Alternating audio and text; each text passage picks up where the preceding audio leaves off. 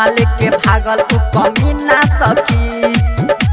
कमीना सखी। डीजे मिठू राजा पटोनी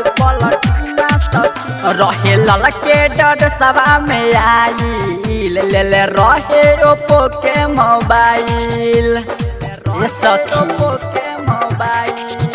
रहे ललके डर सभा में आई ले रहे ओप्पो के मोबाइल। मीठी मीठी बोली बोली लागल दिलावा में गोली मीठी मीठी बोली बोली लागल दिलावा में गोली साटल हके ना सखी लेके आइल रहे पलटीना सखी चुमा लेके भागल उ कमीना सखी लेके आइल रहे पलटीना सखी चुमा लेके भागल उ कमीना सखी। डीजे मिठू चुमा राजा लेके भागल पटोनी उ कमीना सखी मिक्स बाय अरमान राज। कमीना सखी लेके आइल रहे पलटीना सखी साथे आइल रहे दुगो हीरो हुंडा दोनों के मछ बड़ी लागत रहे गुंडा गनिल भाई गाड़ी देखी पलटीना हमरा ना पता रहे उ कमीना हमरा ना पता रहे उ कमीना। साथे आइल रहे दुगो हीरो हुंडा दोनों के मछ बड़ी लागत रहे गुंडा गनिल भाई गाड़ी देखी पलटीना हमरा ना पता रहे उ कमीना केतना ले हम बताई कुछ समझ ना आइल केतना ले हम बताई कुछ समझ ना आइल कथी कहीं तो के मीना सखी लेके आइल रहे पलटीना सखी चुमा लेके भागल उ कमीना सखी लेके आइल रहे पलटीना सखी चुमा लेके भागल उ कमीना सखी चुमा लेके भागल उ कमीना सखी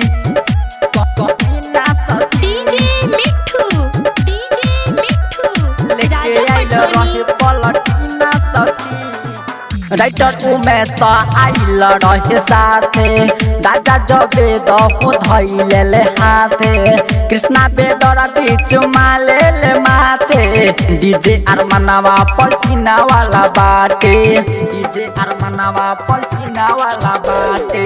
राइटर उमेश आइल रहे साथे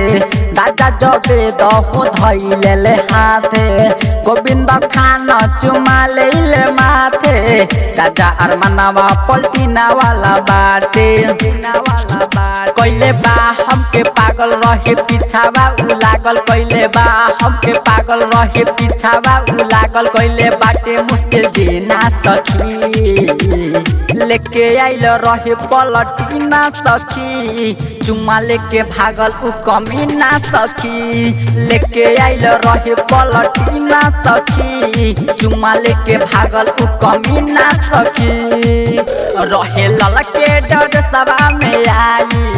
ले रहे ओप्पो के मोबाइल मीठी मीठी बोली बोली लागल दिलावा में गोली मीठी मीठी बोली बोली लागल दिलावा में गोली साटल हके ना सखी लेके आइल रहे पलटीना सखी चुमा लेके भागल उ कमीना सखी लेके आइल रहे पलटीना सखी चुमा लेके भागल उ कमीना सखी। Super recording studio Adapur.